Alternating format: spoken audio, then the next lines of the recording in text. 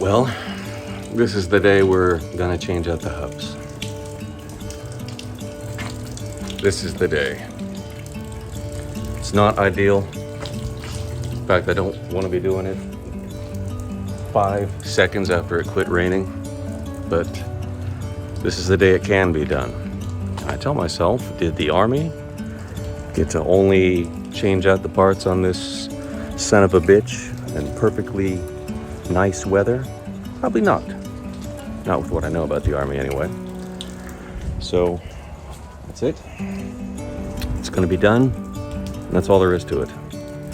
Oh, Dad's coming up too. We agreed because of the lines on the sides of these tires. I don't know if you can see because it's wet, but look at that son of a bitch.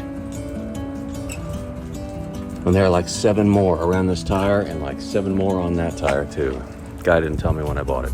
That's how she rolls, isn't it? But we just didn't feel safe, me driving it down 2 hours one way on the highway, you know, with 15,000 pound rocket is what this thing turns into if one of them tires blows out, and that one is a steering tire. So we agreed Dad would come up here, hoping the rain would stop. It looks like it might. So he's gonna be pulling up here any moment.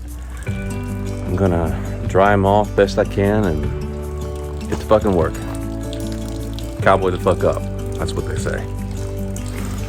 Oh, and my airline fix. Look at that ghetto ass motherfucker. But it holds air. This joint right here is epoxy. Tried it last night and it was shooting air out of there, but nowhere else. So I'm gonna heat shrink that, and I think it'll be good. I think it'll be fine. If not, at least I know how to fix it now. My first major fix. So, all right, let's see how this shit goes.